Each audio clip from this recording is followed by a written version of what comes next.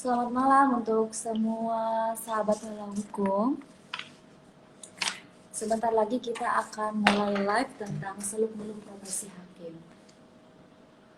Hai, lambaian tangan untuk Kak Rudianto. Sudah bergabung ya Bapak Aulia Ali Reza selaku pembicara pada malam hari ini. Kok nggak gabung ya? Udah, terima. Oh, Bapak belum saya terima, maafkan. Udah Bapak, udah bisa ya? Kok nggak diterima ya? Kok nggak diterima, Pil? Bapaknya masih di bawah. Chandrais tidak dapat bergabung. Baik, teman-teman yang sudah bergabung, terima kasih sebelumnya. Stay tune ya nyampe akhir. Baik, kita undang terlebih dahulu pembicara pada malam hari ini.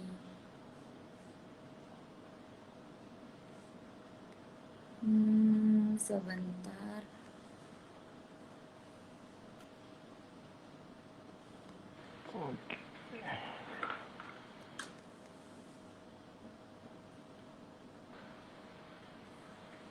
Udah. Halo, sudah ada Pak Aulia Ali Reza selaku pemateri pada malam hari ini. Halo Bapak, selamat malam. Halo, selamat malam. Baik Bapak, sebentar ya kita tunggu dulu Pak Chandra selaku moderator pada malam hari ini. Sudah belum ya?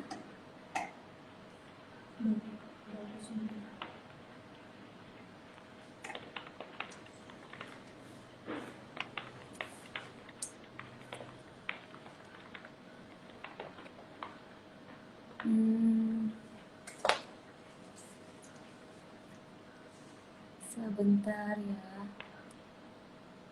Mana ya? Undang. Aku udah undang loh. Mengajukan versi Instagram. Halo. Wah, Pak Ali ada efeknya luar biasa. Saya sorry ya, belum pernah live IG soalnya. Jadi kita nggak tegang nih Pak. Biasanya kalau di Enggak. persidangan tegang banget gitu ya Pak. Ah, itu kan kalau sidang. Ini saya nggak bisa di zoom out memang ya? Kameranya nggak bisa di zoom out ya? Oh Kalau iya IG nggak Bapak, bisa ya? ada ukurannya Oh segini. gitu ya. Saya Nanti kira mengecil bisa. Bapak kalau udah bertiga. Oh gitu ya. Nah, kita tunggu Jadi dulu Pak sesuai dengan Chandra. yang oke. Sebentar Bapak. Pak Chandranya tadi akan memerlukan versi Instagram. Versi Instagram. Chandra akan memerlukan versi Instagram terbaru. Sebentar ya Bapak. Sebelumnya Pak, kita sapa dulu ya teman-teman Halo Hukum yang sudah hadir pada malam hari ini. Halo Pak Rudianto, Pak Fajar Setiadi. Wah, ada Bawaslu orang juga nih ikut bergabung. Suatu kebanggaan ya untuk kami. Terus ada Ibu Retno Wulan Salsabila, kemudian ada Mbak Mutiara, lalu ada Black Velidae, terus ada Cha underscore Ocha. Oke, sambil nunggu diucapkan.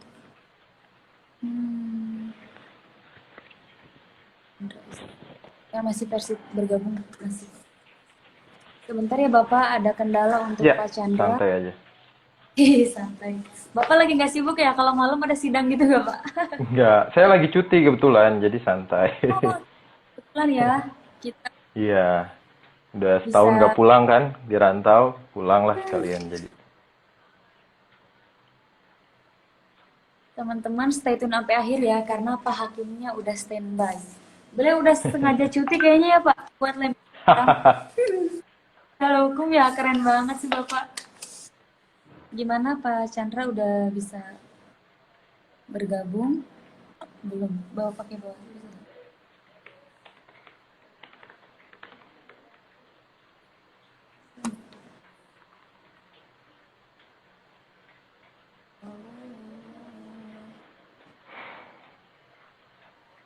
Buat teman-teman Halo Hukum yang mau follow Pak Ali, ada di Instagramnya di atas. Jangan lupa follow dulu biar lebih akrab. Chandra Isnu, nggak ada.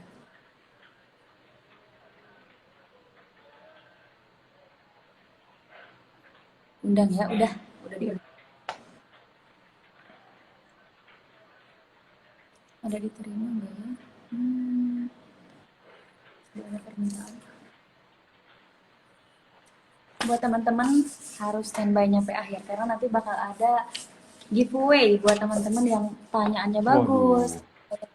Ya di scroll masih ada namanya, masih ada. Kalau nggak percaya banyak testimoni yang udah dapat. Di headlight ya ada pokoknya. Ini udah yang keberapa berarti Halo Hukum? Banyak ya Pak, 8 Pak. Sudah ada ke-8. Sudah ke-8 ya. Seri yang sama berarti ya? Seri Gimana, soal Bapak? profesi hukum juga? Seri soal profesi di bidang hukum juga? Atau beda-beda Ada beberapa topiknya? tentang series ini kita sengaja membahas tentang profesi-profesi hukum Pak. Kebetulan masih ada baru 3 Oke. Iya, iya, yang iya. pernah dibahas gitu. Bapak mau nambah lagi nanti jadi pemateri apa gimana? Waduh. Bapak Tes dulu satu biar dulu nanti ya. mana ya? Sebentar ya Bapak, nunggu dulu Pak Chandra. Kayaknya sedang ada gangguan teknis. Udah kok udah diundang.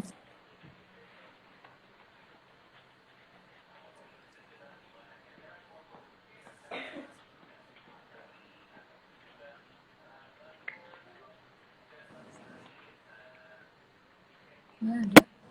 Mana ya? Aku kecilin dulu. Pakai Bawaslu bisa? Pakai Bawaslu bisa nggak?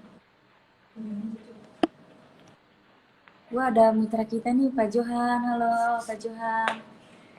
Terima kasih sudah bergabung.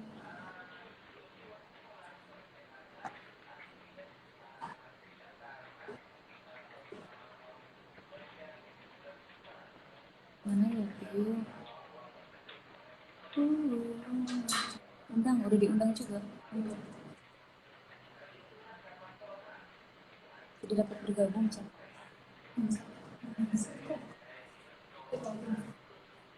Bapak mohon maaf sebentar ya. Kalau Ya, online, apa-apa ditunggu.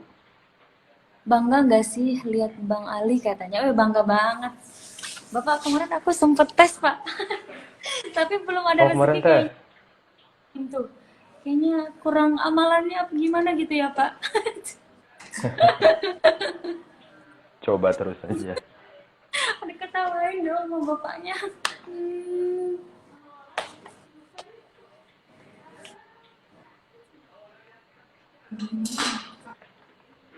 Nggak bisa pakai Instagram lain. Tapi dia udah bisa. Coba gue coba ke. Ini saya bener nggak bisa di zoom out lagi ya?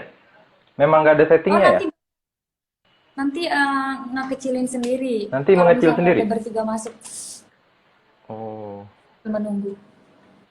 Kalau saya kan pakai green screen jadi bisa dikecilin. Tergantung lagi oh teman-teman mau gitu. ngelihat saya gede apa kecil. Nanti hmm, wah masih ada udah 25 ya, udah 25 yang bergabung sebelumnya. Makasih banyak. Mungkin teman-teman ada yang lagi di jalan, terus ada yang lagi sambil belajar kali ya Pak. Ada yang lagi di KRL gak ya? Biasanya Pak kalau perjalanan hari Jumat ini ada yang pada pulang kampung gitu. Itu pengalaman Iya. pribadi sih saya nonton KRL gitu kan. Keren Iya, iya. keren. Asistensi. Iya, Oh kalau saya di hakim-hakim juga biasa sore udah di bandara kalau Jumat pulang kan. Kalau misalnya dari luar kota. Bang Chandra. Maaf Bapak sebentar. Dialihkan mana ya?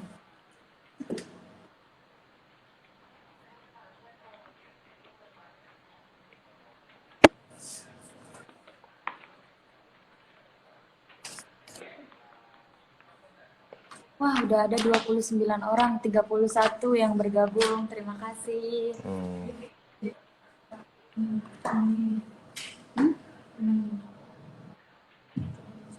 Sebutin aja. Oh, dia udah live? Iya, betul. Bentar. Udah gabung ya?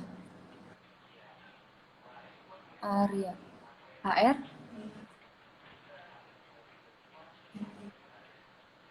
Arya. AR ya? Mana ya? Nggak ada kok.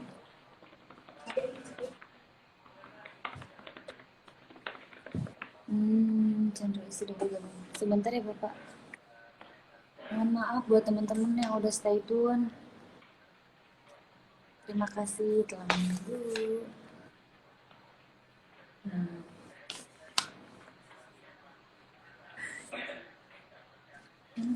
Hai, Wah, sorry ya, Kak. selamat malam Bang Chandra. Halo, malam. Sedikit Sorry tadi. ini ya, miss ya. Gimana? Iya, ternyata IG ku katanya belum pembaruan. Maaf ya, Oh Mbak. iya, iya betul Pak. Gak apa-apa Pak, emang sangat diwajarkan kita kalau beraktivitas di ranah online ya kadang by system tuh harus mengikuti gitu. Lanjut, langsung dimulai aja ya Bang Chandra sama Pak Ali. Siap. Boleh?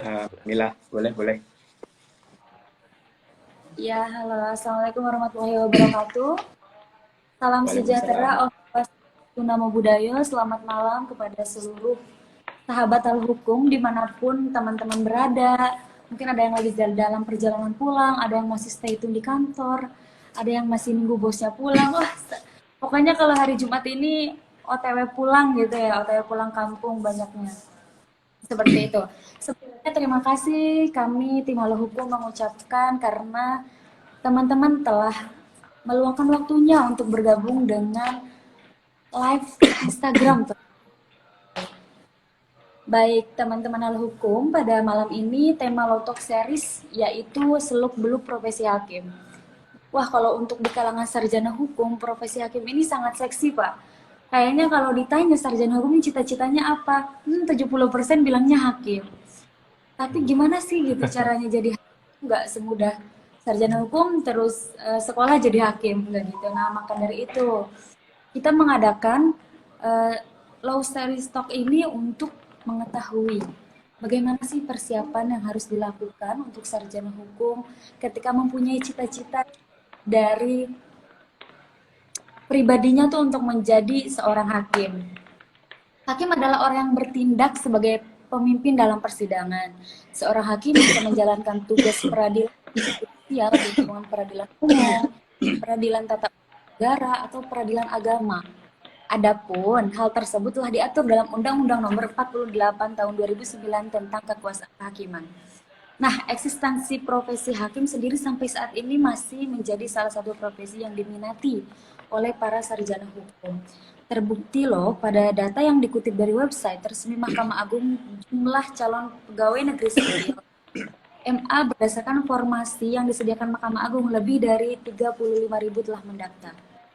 Apa sobat kalau hukum salah satu yang berminat menjadi hakim? Atau salah satu yang menonton mungkin udah ada yang jadi hakim gitu Pak. Atau gimana? Pengen jauh gitu lebih tahu tentang profesi hakim itu. Nah, untuk series pada malam ini mari kita kupas tuntas tentang bagaimana dan apa saja sih tugas-tugas hakim dalam proses persidangan maupun di luar persidangan. Baik teman-teman, kita langsung saja memulai Law Talk series pada ini. Telah hadir bersama kami dan bergabung. Aku kecilin dulu ya.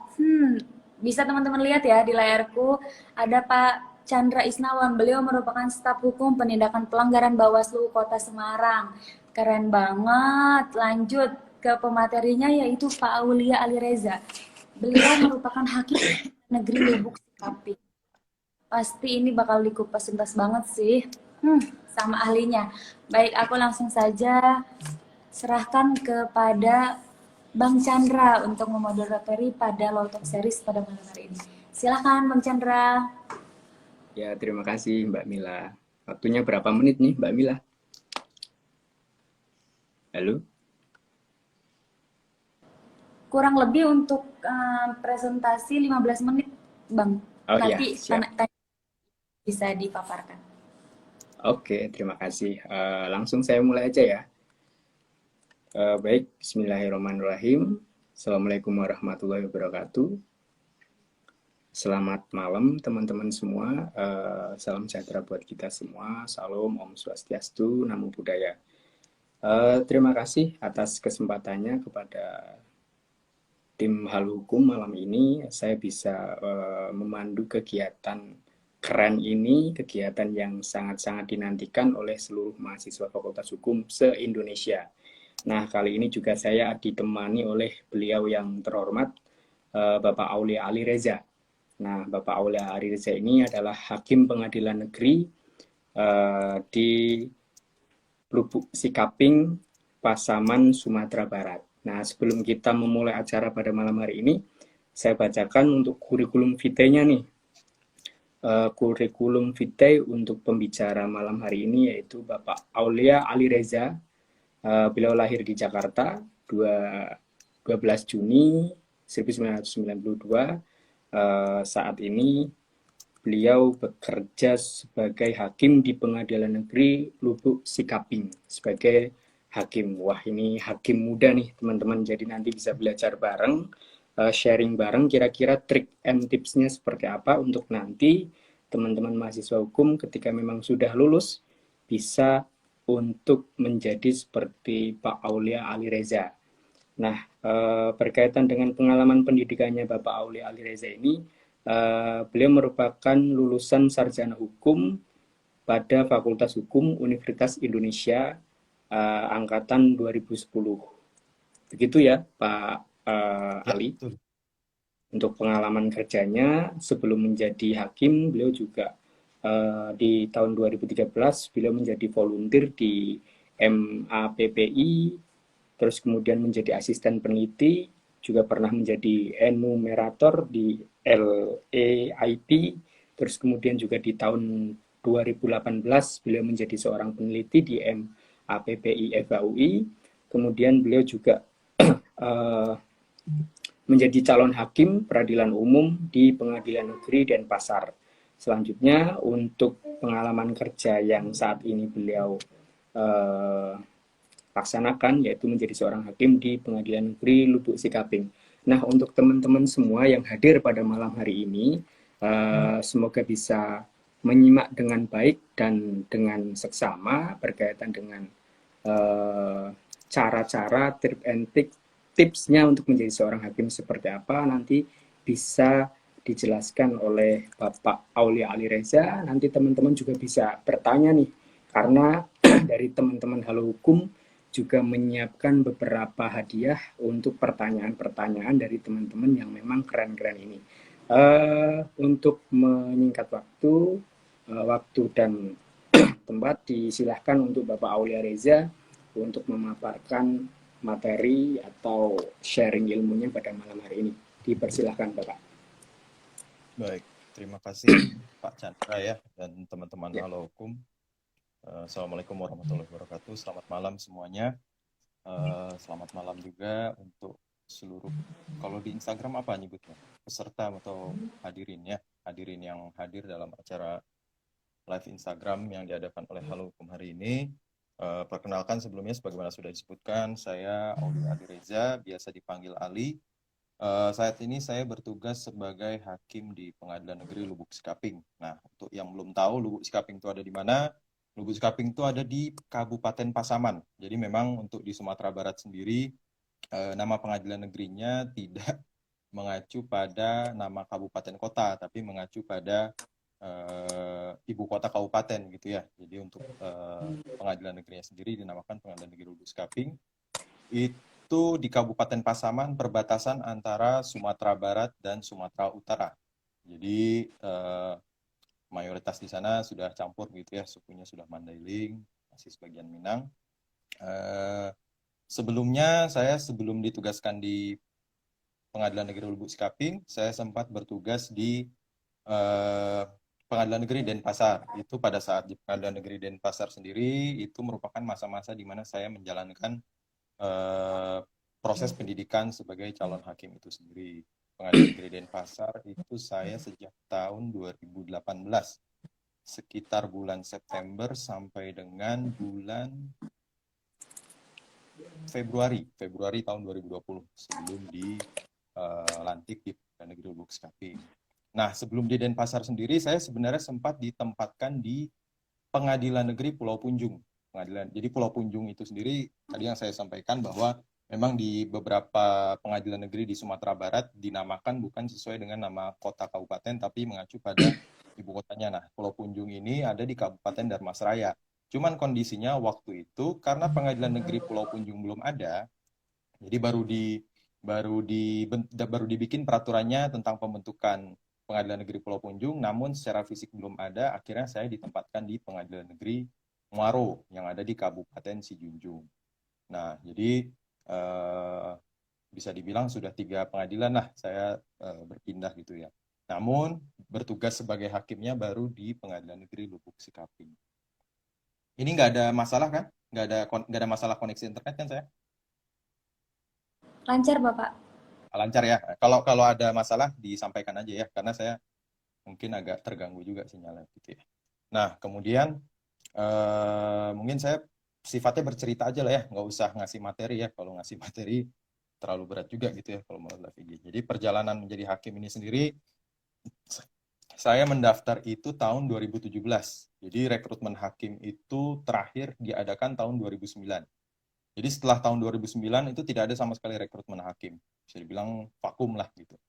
Vakum selama hampir 10 tahun, sekitar 9 tahun ya, kalau nggak salah 8 tahun, 9 tahun. Kemudian akhirnya di 2017 terbuka rekrutmen hakim saat itu. Dan formasinya bisa dikatakan cukup banyak ketika dibandingkan dengan rekrutmen hakim sebelumnya. Karena kalau rekrutmen hakim sebelumnya itu sebelum tahun 2017 itu sekitar 150 sampai 200 orang.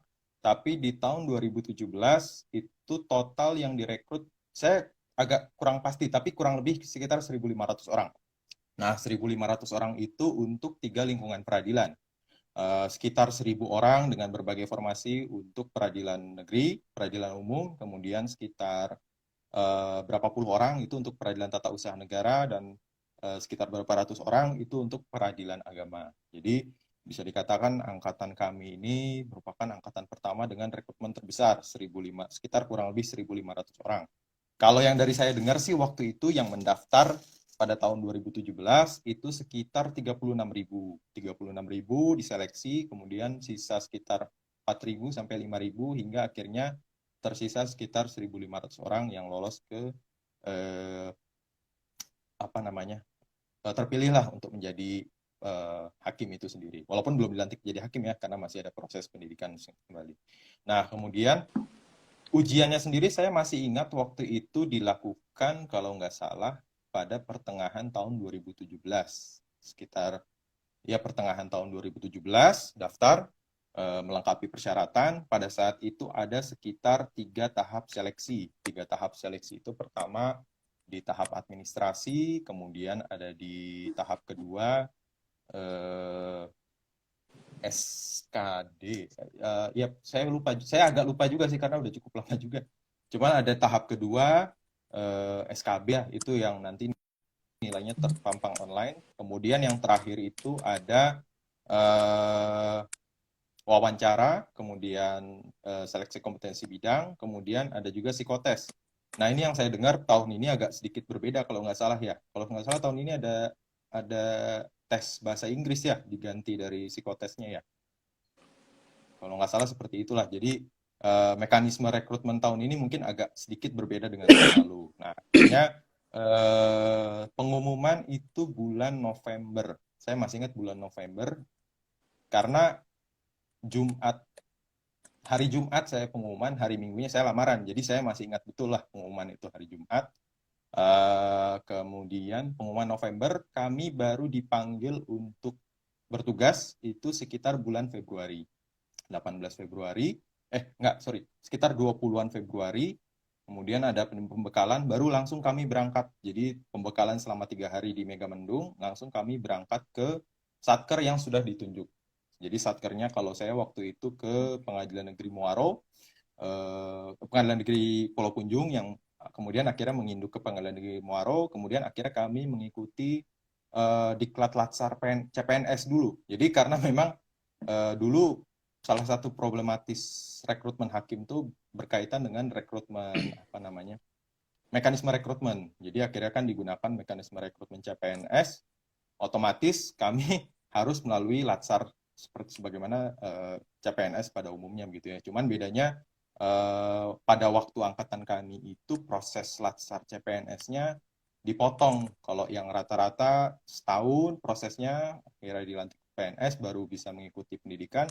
Ini kami Februari masuk, bulan Agustus sudah bisa mengikuti diklat PPC, proses pendidikan calon hakim. Jadi kurang lebih sekitar 5-6 bulan lah untuk proses latsar CPNS-nya sendiri. Nah, itu selama 5 bulan kami magang bolak-balik lah, magang dari diklat ke ke pengadilan, kemudian balik kembali sampai akhirnya dipanggil untuk diklat pendidikan calon hakim yang dilaksanakan waktu itu di Megamendung.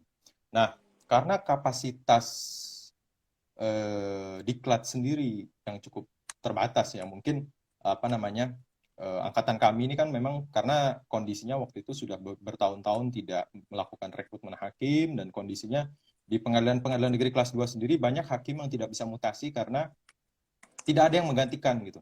Jadi bisa dibilang sudah sangat urgent untuk dilakukan rekrutmen agar hakim-hakim yang saat itu masih ada di kelas 2 bisa naik ke jenjang selanjutnya. Nah, akhirnya dilakukanlah rekrutmen secara besar-besaran.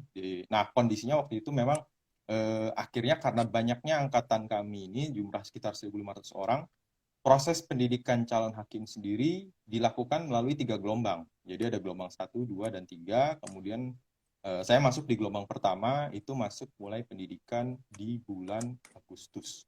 Nah, proses pendidikannya sendiri untuk sistemnya on-off. Jadi untuk diklat pertama itu makan waktu sekitar 2 minggu.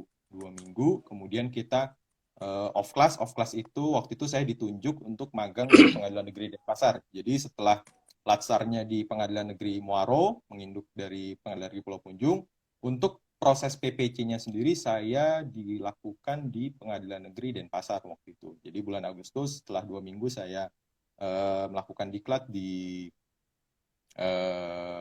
Megamendung. Kemudian saya langsung berangkat menuju ke Pengadilan Negeri Denpasar. Kemudian dipanggil lagi untuk diklat selama 1 bulan di Megamendung. Balik lagi ke Pengadilan Negeri Denpasar dan terakhir diklatnya itu selama 1,5 bulan hingga akhirnya balik lagi Pengadilan Negeri Denpasar.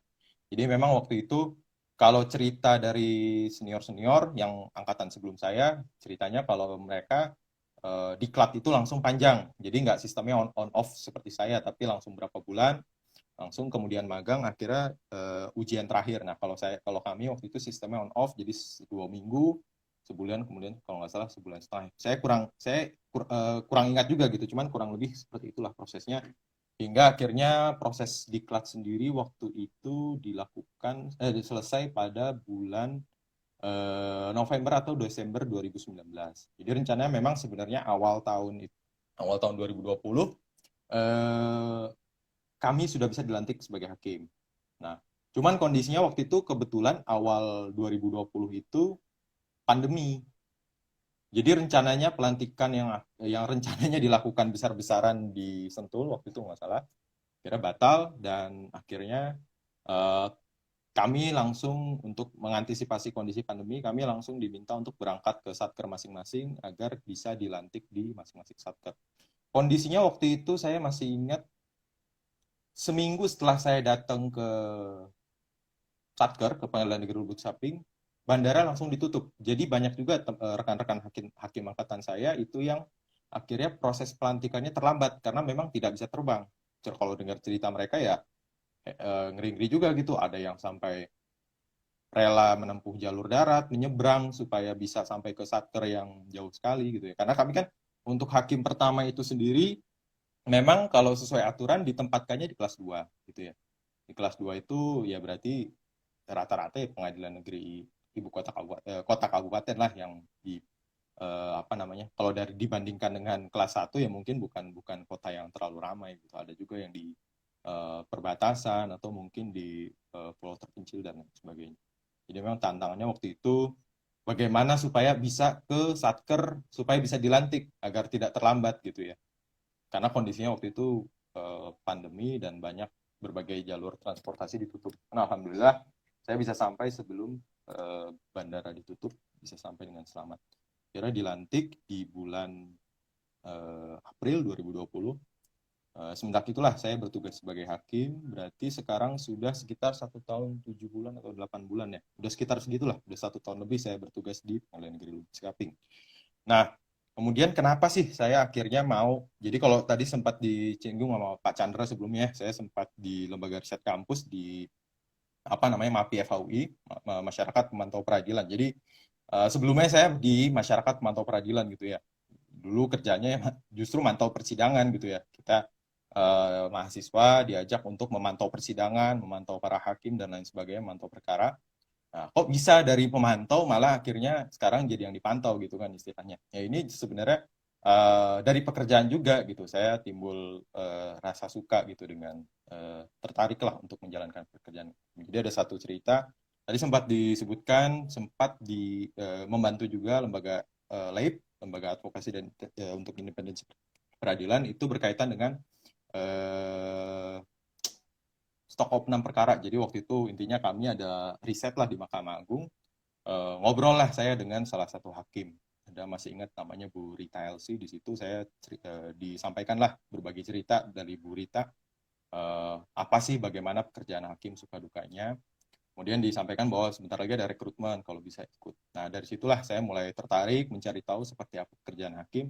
Hingga akhirnya saya memantapkan diri lah untuk mendaftar hakim itu sendiri. Hingga akhirnya senang juga kita di 2017 ternyata dibuka rekrutmen hakim.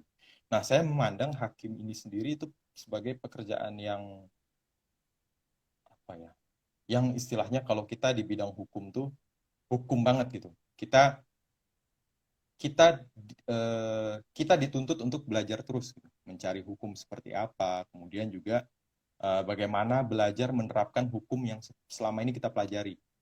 Kalau sebelumnya kita hanya belajar mengenai hukum perdata, hukum pidana, apa hukumnya dan lain sebagainya.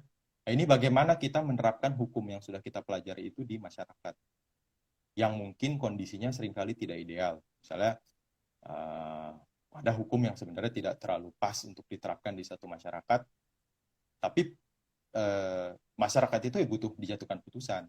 Nah, itu gimana kita akhirnya memberikan agar hukum yang diterapkan itu dapat memberikan kemanfaatan buat masyarakat itu sendiri. Yang kedua, saya melihat dari independensi. Jadi seorang hakim pun dalam menjatuhkan putusan, ini idealnya, mau atasannya itu bilang X, sebenarnya tidak akan mungkin juga. Tapi pada intinya tidak ada yang bisa menginterupsi pekerjaan hakim siapapun juga. Gitu. Jadi kami bekerja itu ya itu berdasarkan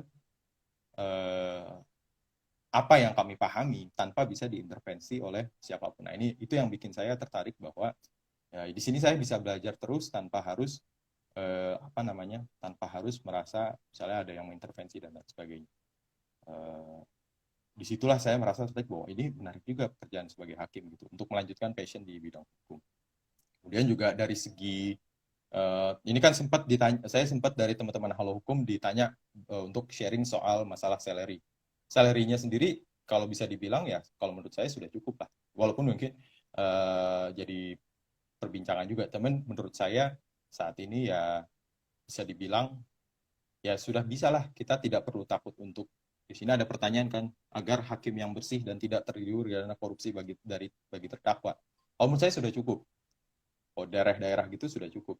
Kita nggak perlu tergiur lagi untuk dari salary gitu ya. Jadi saya merasa bahwa pekerjaan ini sudah bisa menarik lah untuk digeluti hingga akhirnya saya mendaftarlah profesi hakim itu dari yang sebelumnya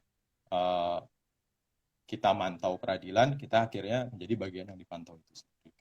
Kira itulah mulai saya menjalankan profesi pendidikan dari Agustus dari mulai Februari 2018, kemudian pendidikan calon hakimnya pada Agustus 2018, hingga akhirnya dilantik pada April 2020. Nah, kemudian apa? Kalau misalnya tadi kan sempat ditanya masalah tips and trick ya. Sejujurnya saya juga bingung juga kalau ditanya tips and trick karena pertama kalau dari ini sebenarnya udah lulus juga ya, udah selesai ya kalau untuk yang sekarang. Cuman kalau yang untuk berikutnya saya tidak bisa memastikan lah apa tips yang pasti untuk bisa belajar jadi hakim karena bisa jadi sistemnya berubah karena yang seperti sekarang saja dulu saya nggak ada bahasa Inggris, sekarang ada bahasa Inggris. Dulu saya pakainya tes potensi akademis, ada tes psikotes dan lain sebagainya.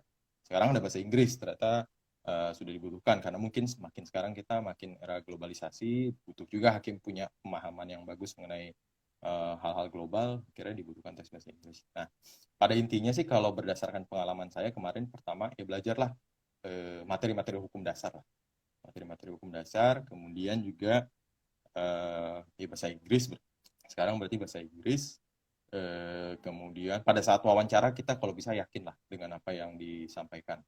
Kalau dari wawancara aja kita nggak yakin apa yang mau bagaimana orang mau menilai kita bisa jadi hakim gitu kan.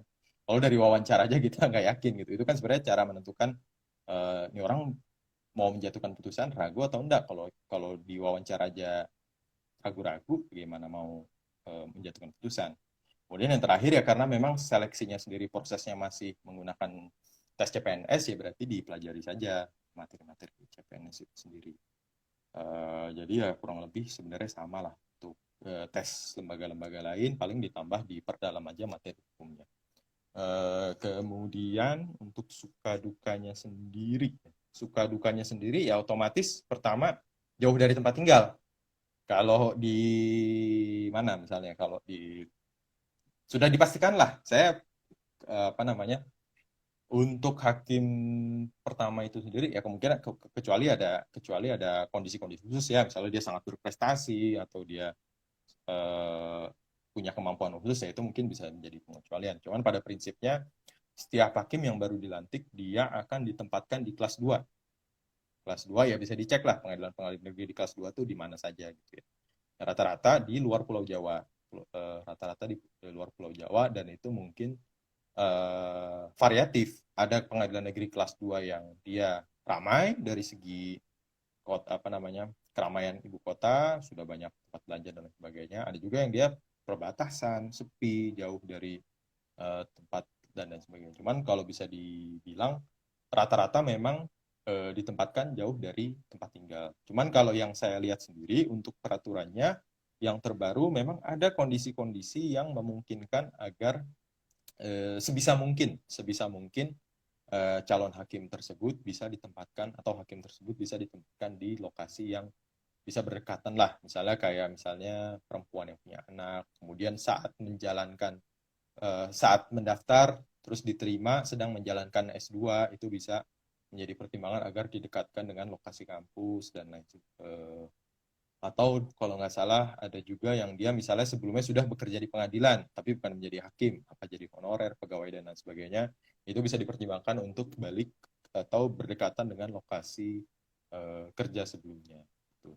Pada prinsipnya penempatannya pasti akan di pengadilan negeri kelas 2. Itu bisa dilihat lah. Kalau pengadilan kelas-kelas sendiri kan ada kelas 2, kelas 1B, kelas 1A, 1A khusus. Nah, itu bisa dilihat nanti teman-teman.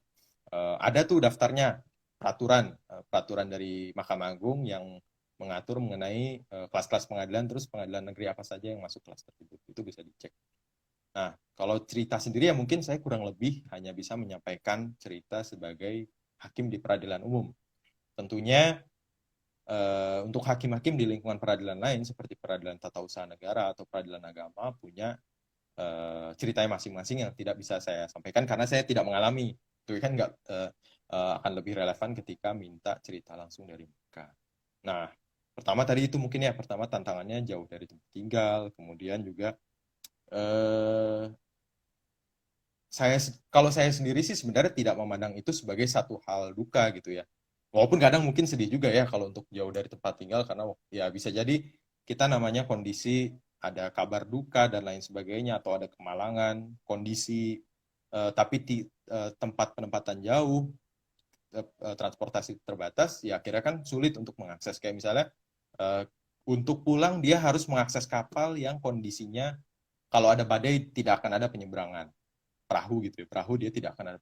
Otomatis ketika dia ada hal-hal urgent untuk harus pulang, ya itu jadi kendala. Cuman kalau saya sejauh ini memang masih memandang profesi hakim itu sangat menyenangkan. Kenapa? Karena kita bisa keliling Indonesia secara gratis lah. Ya bisa dibilang setiap 3 tahun, 4 tahun pasti akan dipindah gitu ke lokasi-lokasi baru. Kayak sekarang aja kan saya sudah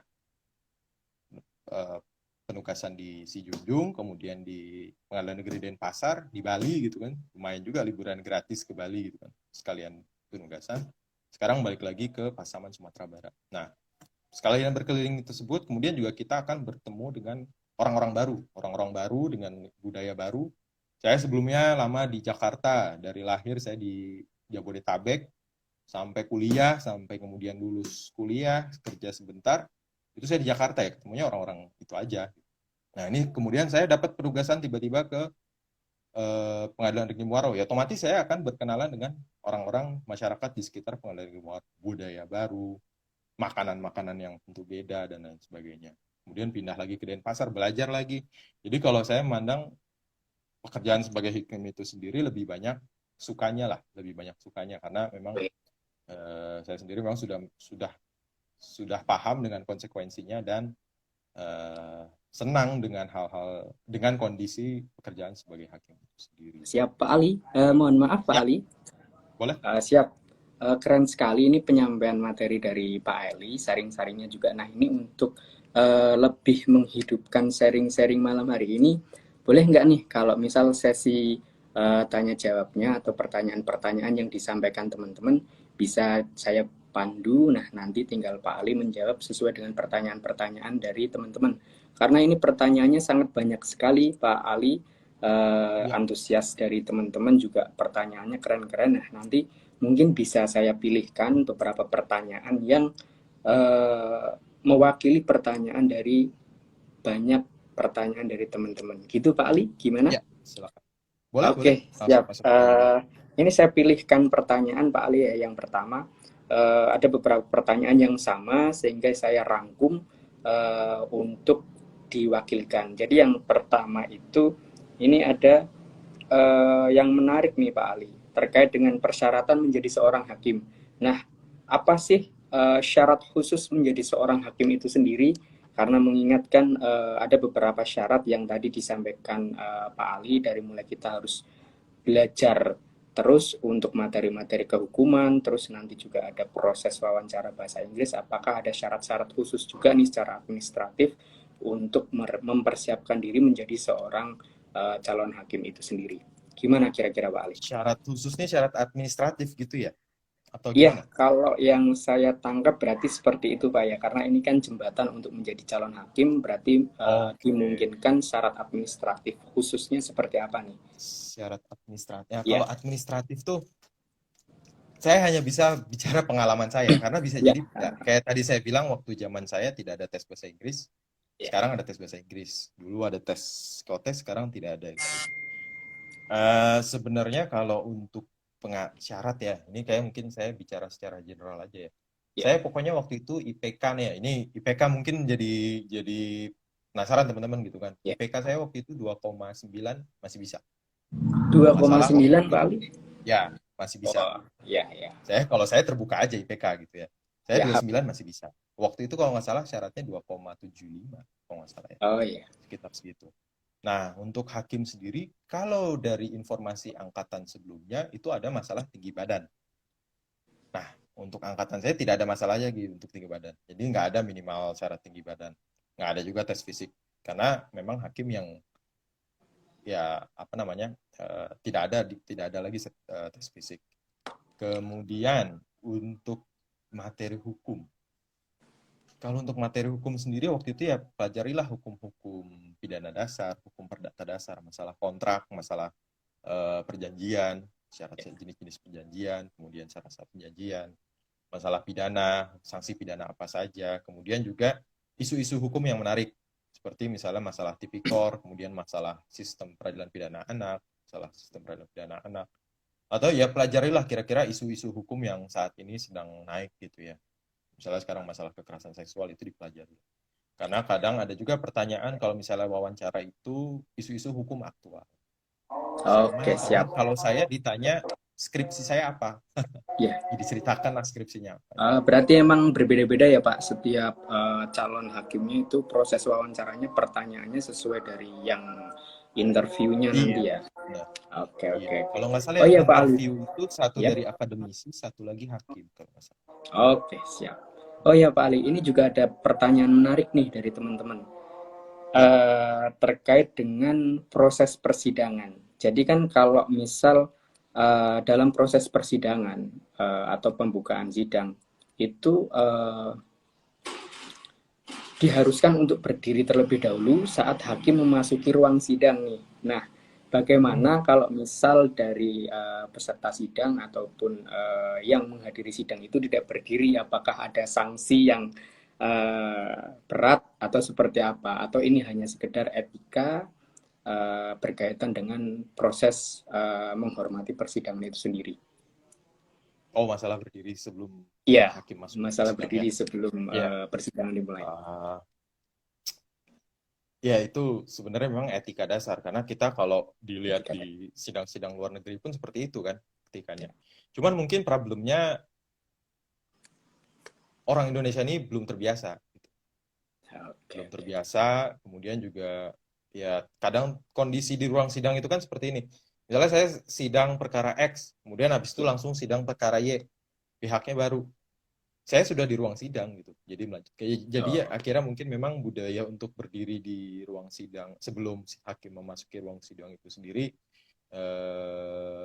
di banyak pengadilan memang belum terlalu dibiasakan. Cuman memang ada baiknya mulai dibiasakan lah untuk hal-hal seperti itu, masalah tata krama. Kan kalau untuk mahasiswa hukum tentu pernah belajar muting atau peradilan semu gitu kan, udah diajari begitu kan ya. Kalau memang paham ya baiknya memang di apa namanya dibiasakan lah sebelum masuk hakim masuk ke ruang sidang. Cuman kalau sampai apakah ada sanksi pidana atau enggak, ya saya pikir ya, terlalu berlebihan juga kalau misalnya terlalu ya Pak ya. berdiri Oke, di ruang siap. sidang Oke. harus dipidana.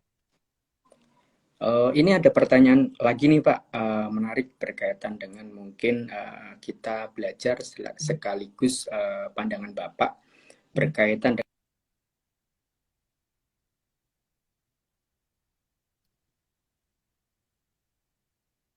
Boleh diulang Pak Chandra? Sorry agak kepotong. Pak Ali sendiri seperti apa? Gimana Pak?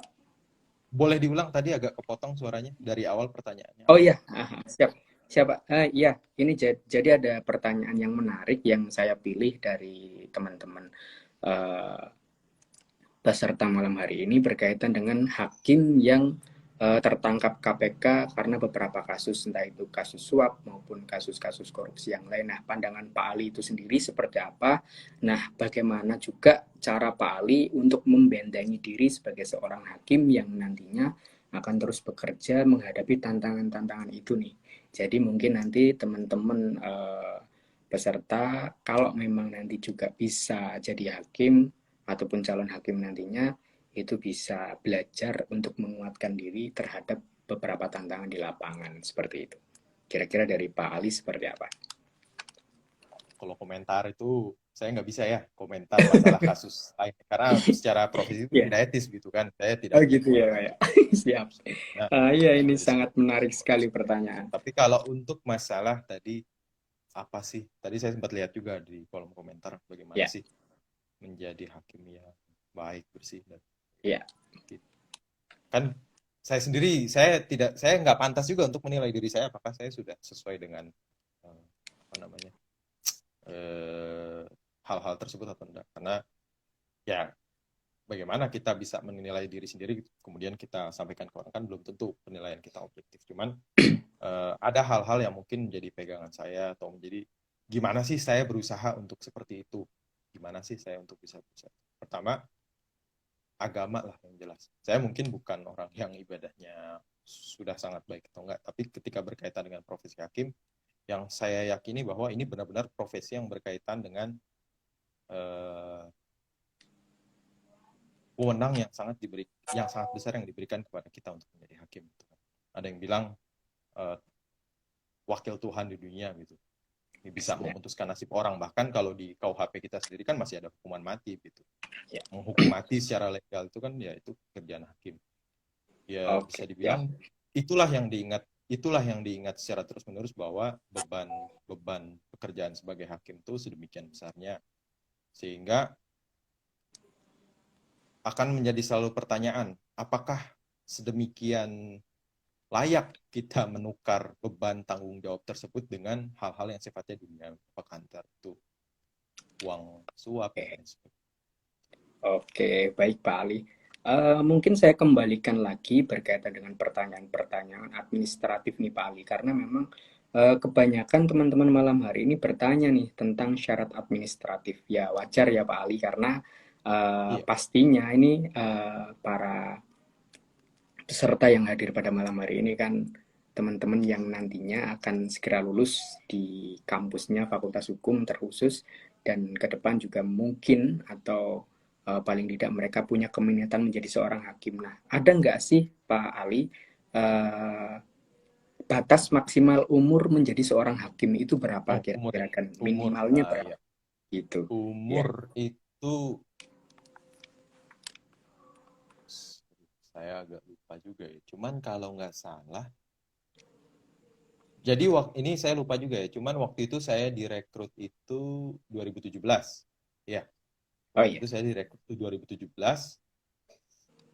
Yang paling senior itu kelahiran tahun 1986. 1986. 86. Jadi kalau nggak salah mungkin sekitar 35 ya. 35 35. kayaknya Pak ya. Iya, 35. 35 maksudnya. Sekitar 35. Betul. Paling muda itu jadi ini untuk batas minimalnya ya. Jadi misalnya itu Ya, kan untuk yang paling batas atasnya. Kalau batas minimalnya itu 25 kalau nggak salah. Jadi waktu 25. angkatan saya banyak juga yang misalnya dia sudah selesai menjalani diklat PPC, tapi karena belum umur berusia 25, akhirnya menunggu sampai usia 25 tersebut, baru kemudian dia dilantik. Baru Oke, kemudian dia ya dilantik Pak Ali. setelah usia. Oke, lanjut pertanyaan selanjutnya nih Pak Ali.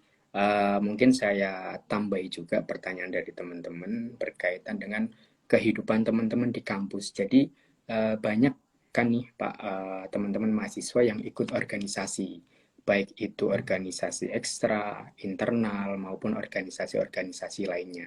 Nah, kalau dari cerita Pak Ali sendiri kan, nyuwun sewu nih Pak. Tadi Pak Ali juga Ya, menyampaikan bahwa IPK Pak Ali 2,9 saja bisa menjadi seorang hakim. Nah, apakah kalau ditarik ke belakang, apakah kehidupan kampus yang saat itu dijalani Pak Ali mempengaruhi Pak Ali sendiri untuk menjadi seorang hakim? Artinya misal teman-teman ada nih yang aktif menjadi ikut organisasi internal kampus ataupun eksternal kampus di kampusnya masing-masing, itu akan menunjang nggak sih Pak secara proses rekrutmen nantinya menjadi seorang hakim itu sendiri? Karena itu kan saya yakin teman-teman hari ini yang nyimak itu pasti kebanyakan teman-teman juga pasti aktif organisasi. Jadi kalau misal nanti bisa manfaat ke depan, mereka bisa tambah semangat untuk menjadi hakim itu sendiri. Itu Pak, iya, iya, gimana kira-kira? iya, iya, iya. Ya, organisasi ya. Tapi ikut organisasi dalam tanda kutip bukan sekedar ikut kita daftar kemudian kita tidak Betul. ngapa-ngapain gitu ya. Iya. Jadi kalau kayak gitu ya apa bedanya juga gitu kan. Ya ikut Iya. organisasi dalam artian eh apa namanya? Ada skill yang dikembangkan gitu. Kalau saya pengalaman saya sendiri itu berkaitan dengan public speaking. Iya. Nah, umumnya kan ketika kita ikut organisasi, kita entah itu diminta untuk memimpin forum, untuk apa namanya, menyampaikan satu materi dan ya itu kan mungkin tidak didapatkan ketika kita misalnya hanya makan bangku kuliah. Di makan bangku kuliah kita kuliah, menyampaikan presentasi bareng, selesai. Tapi kalau untuk di luar kehidupan itu kan kita juga ada apa namanya, berorganisasi dan kegiatannya sendiri macam-macam. Misalnya ada yang ikut misalnya klub debat, ada yang ikut muting, ada yang ikut apa namanya kegiatan-kegiatan lain lah, berbagai macam kegiatan kampus. Tentu itu eh, sedikit banyak membantu juga kalau pengalaman saya gitu ya, khususnya di public speaking. Kenapa? Karena berkaitan dengan public speaking itu, ini kita berbicara menjadi hakim yang memimpin forum di persidangan. apalagi kalau menjadi ketua sidang. Kita mengendalikan forum tersebut, siapa yang boleh berbicara, siapa yang tidak. Kita menyampaikan pandangan kita, ada orang bertanya hukumnya seperti apa, kita menyampaikan balik. Kadang kalau kita hanya tahu aturan, kita hanya tahu apa yang ditanyakan, tapi cara menyampaikannya tidak tepat atau cara menyampaikannya kurang baik, itu akan jadi kendala sendiri. Karena misalnya kita sudah punya nih yang ditanyakan apa sih jawabannya XYZ. Mau menyampaikan XYZ cuman karena ragu dan lain sebagainya yang disampaikan malah ABC. Nah, itu kan berkaitan sebenarnya dengan keberanian kita untuk berbicara di forum-forum dan lain sebagainya. Tentunya itu bisa diperoleh melalui pengembangan kapasitas saat berorganisasi di kampus. Jadi kalau saya pribadi yang saya sangat rasakan yaitu berkaitan dengan public speaking, berkaitan dengan kemampuan untuk memimpin forum dan lain sebagainya. Itu bisa dilakukan Siap. di kampus. Gitu. Oke, berarti sangat bermanfaat sekali ya Pak Ali apabila memang teman-teman nanti memilih organisasi, karena kan nanti juga ada proses wawancara, terus ketika memang sudah menjadi cakim itu sendiri juga dituntut untuk keberanian dalam proses menyampaikan pendapat, berargumen dan lain-lain. Nah, masih sangat banyak nih Pak Ali sebetulnya pertanyaan-pertanyaan dari teman-teman. Saya juga sudah merangkum dengan tim Hal Hukum, namun memang berkaitan dengan waktu nih Pak Ali.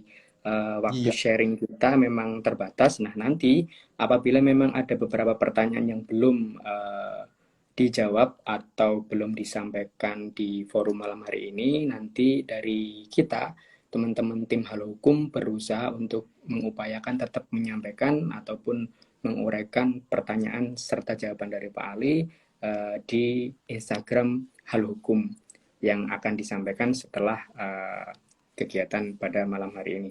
Nah, berkaitan dengan acara selanjutnya nih Pak Ali, mungkin dari Pak Ali sendiri bisa menyampaikan closing statement-nya seperti apa, terus kira-kira nih pesan untuk teman-teman mahasiswa hukum yang nantinya ingin atau tertarik untuk menjadi cakim harus seperti apa, terus kemudian cara-caranya seperti apa, dan kemudian semangatnya seperti apa, mungkin bisa disampaikan untuk menjadi closing statement Pak Ali pada kegiatan malam hari ini. Baik. Berapa menit closing statement-nya? Biar saya perkirakan juga. 1-2 menit Pak Ali. Oke, singkat aja ya. Jadi pertama, tadi buat yang sudah mengikuti dan belum berhasil dan yang mungkin kedepannya akan mengikuti, jangan patah semangat, karena banyak juga teman-teman yang dia bukan sekali 2 kali ikutnya, tapi 2, 3, 4 kali. Karena memang tadi ditanyakan usia rentang hakim itu 10 tahun gitu. Jadi bahkan ada teman saya juga yang sudah usia dia cukup jauh pautan dengan saya, tapi dia masih tetap berusaha untuk mengikuti tes hakim. Jadi jangan patah semangat, tetap belajar. Kemudian kalau untuk materi yang disiapkan ya saya pikir belajar yang banyaklah di Gramedia, buku-buku tes CPNS dan lain sebagainya, pelajari materi hukum dan lain sebagainya. Itu belajar terus, jangan menyerah juga. Pokoknya tetap belajar. Yang kemudian pesan saya ketika memang meniatkan menjadi hakim, pelajari dulu profesi hakim sendiri itu seperti apa. Karena ini bukan profesi yang biasa. Saya bukan merasa spesial juga ya, cuman ada beban tanggung jawab yang besar gitu ya. Media sosial mulai dijaga riwayatnya. Kenapa? Karena ya hakim itu sendiri kan ketika dia mengomentari, tadi saya ditanya komentar kasus, misalnya kita punya batasan untuk tidak mengomentari satu kasus hukum. Berkaitan dengan etika juga di media sosial, itu dilihat lagi. Kalaupun memang sudah melakukan, ya kedepannya dijaga. Jadi di media sosial sendiri dijaga. Kenapa? Karena itu menjadi, ketika memang sudah dilantik, itu menjadi salah satu hal yang dipantau juga. Diperhatikan media sosialnya seperti apa. Jangan-jangan dulu di tahun 2015 pernah nge-tweet hal apa, atau pernah nge-post apa, itu jadi catatan juga. Jadi media sosial diperhatikan, apalagi sekarang di era digital sekarang, media sosial mungkin orang akan dengan mudah nge-tweet atau nge-post satu hal di media sosial tanpa berpikir bahwa itu sebenarnya ruang publik yang bisa dibaca semua orang. Kemudian yang kedua, tipsnya gimana cara untuk tahu sebenarnya seperti apa profesi hakim? Pelajari kode etik hakim. Kode etik hakim. Apa? Yaitu berarti hal-hal yang perlu dilakukan ketika sudah menjadi hakim. Dibatasi ketemu dengan teman gitu. Misalnya dengan lawyer dan lain sebagainya. Itu pasti nanti akan jadi catatan. Coba aja dicek di berita-berita ada hakim ketemu lawyer, itu jadi catatan dan lain sebagainya. Kode etiknya seperti apa? Karena banyak konsekuensi yang harus apa namanya, ya konsekuensi ketika kita menjadi hakim itu sendiri. Gitu. Jadi kurang lebih kalau saya sendiri untuk tesnya sendiri ya dicek aja lah buku-buku soal atau buku-buku persiapan tes CPNS dan lain sebagainya. Karena memang sekarang prosesnya masih melalui CPNS. Nah, yang ini mungkin jadi catatan, saya minta waktu sedikit ya. Ya, Kalau siap, Pak. dulu waktu saya itu kita lolos tes hakim, misalnya kita lolos CPNS-nya, kita otomatis ikut proses pendidikan calon hakimnya, kecuali kita ada masalah dan lain sebagainya. Tapi ketika tidak ada masalah, kita langsung ikut proses PPC. Nah, kalau yang sekarang, yang 2017 ini, kalau saya lihat, itu ketika kita sudah lolos CPNS-nya, itu akan ada ujian menjadi calon hakimnya sendiri lagi. Nah, itu yang saya tidak bisa menggambarkan seperti apa sih ujiannya. Nah, itu yang mungkin dipersiapkanlah, tanya-tanya ke senior dan lain sebagainya. Karena saya sendiri belum tahu. Baik, Pak Ali, terima kasih. Ada lagi Pak Ali yang ingin disampaikan? Saya, ya itulah, dipelajari saja kira-kira konsekuensinya apa ketika nanti sudah menjadi hakim. Siap. Oke, terima kasih atas penyampaiannya Pak Ali. Sangat menarik untuk diskusi pada malam hari ini. Berkaitan dengan apapun yang disampaikan Pak Ali pada malam hari ini, nanti akan di-post di IG Halo Hukum. Misal teman-teman mau mengikuti kembali lebih detail. Dan dari saya sendiri nih, untuk merangkum kegiatan pada malam hari ini, jadi ada beberapa keunikan yang ada di Pak Ali. Kalau yang saya tangkap, yang pertama, ternyata apa yang disampaikan Pak Ali itu sendiri berkaitan dengan insecure. Kadang teman-teman itu insecure berkaitan dengan, saya mau mendaftar hakim nih, tapi syaratnya terlalu detail. Nah, ternyata Pak Ali tadi juga sudah menyampaikan, beliau IPK juga nggak tinggi-tinggi seperti teman-teman yang lain, namun tetap bisa. Kemudian juga terkait dengan persyaratan administratif, baik itu fisik maupun tinggi badan, berat badan, atau fisik-fisik yang lain. Ternyata kalau di hakim itu sendiri tidak mensyaratkan itu. Yang terpenting teman-teman tetap yakin kalau memang mau jadi seorang hakim, yakin dan persiapkan dari sekarang, karena persiapan yang lebih matang akan menentukan hasil kita maksimal atau enggak untuk berjuang menjadi seorang hakim itu sendiri. Terus yang menarik bahwa profesi seorang hakim itu merupakan calon wakil Tuhan di dunia. Terus kemudian tidak ada yang menginstruksi pekerjaan hakim siapapun itu. Nah, untuk teman-teman semua, apa yang disampaikan Pak Ali nih, bahwa nanti kalau misal sudah menjadi seorang hakim, maka tuntutannya harus benar-benar belajar setiap hari, menyampaikan pendapat, berani, dan mengikuti etika-etika maupun ketentuan-ketentuan sesuai dengan yang sudah ditetapkan untuk menjadi seorang hakim itu sendiri. Dari saya, mungkin itu Pak Aulia Ali Reza. Terima kasih atas kesempatan malam hari ini, sudah bersedia meluangkan waktu sharing bersama teman-teman calon hakim. Mudah-mudahan terima kasih juga buat teman-teman yang sudah nyimak sampai dengan selesai acara ini. Mudah-mudahan teman-teman juga semakin yakin nih setelah Pak Ali menyampaikan. Itu dari saya. Mungkin saya kembalikan kembali ke host Mbak Mira. Terima kasih. Bang Chandra atas Iya. panduannya. Oke, luar biasa ya teman-teman Halo Hukum. Kita sudah saksikan sama-sama bagaimana Pak Ali yang mulia, Bapak Aulia Ali Reza menyampaikan untuk profesi hakim gitu ya Pak. Kalau bisa tadi menambahkan dari yang Bang Chandra itu katakan, jadi teman-teman untuk digarisbawahi bahwasanya IPK kecil tidak menuntut kemungkinan untuk masuk hakim atau bisa tetap mengikuti calon hakim. Selain itu, teman-teman bisa mengembangkan kemampuan diri, yaitu dengan mengikuti public speaking, leadership, dan lain-lain seperti organisasi, karena hal itu menumbuhkan untuk mempunyai rasa keberanian gitu untuk berbicara, bagaimana di suatu forum seperti itu. Kemudian banyak belajar, kata Pak Ali, banyak belajar. Lalu jangan lupa jejak digital, karena sekarang jempolmu adalah harimaumu. Apa yang kamu post itu kamu 5 tahun ke depan. Seperti itu teman-teman Halo Hukum. Jadi bisa diperhatikan apa aja sih yang sekarang mau dipost kalau nantinya mau jadi hakim gitu. Karena Ya. jejak digital tuh akan sangat penting untuk kedepannya gitu.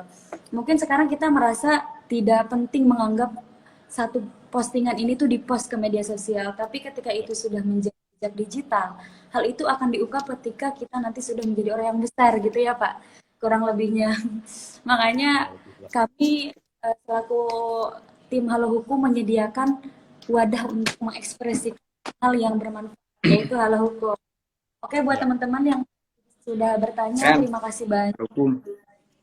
Keren-keren banget pokoknya pertanyaannya. Jadi ada yang belum terjawab, teman-teman bisa lempar ke website kami. Jangan lupa halohukum.com. Di situ ada tanya di sini buat teman-teman yang mempunyai masalah hukum atau bingung nih gimana sih gitu. Kalau kembalian di Indomaret itu nggak dikembaliin tuh gimana hukumnya gitu ya. Nah, itu Mbak, betul. Enggak, Pak. Atau tiba-tiba kita parkir, nggak ada, Pak. Pas keluar, tiba-tiba abang parkir keluar dari pohon. Itu gimana sih, gitu kan? Nah, itu manusia atau siluman, Mbak? Biar nggak tegang. Tadi udah Iya, iya. luar biasa perjalanan untuk jadi hakim. Oke, mungkin cukup sekian dari kami tim Hal Hukum. Kami ucapkan banyak terima kasih kepada Bang Chandra yang telah memoderatori hari Sama-sama. ini. Dan yang mulia Bapak Aulia Ali Reza yang menyempatkan waktunya telah bergabung dan berbagi ilmu yang sangat bermanfaat untuk teman-teman Hal Hukum.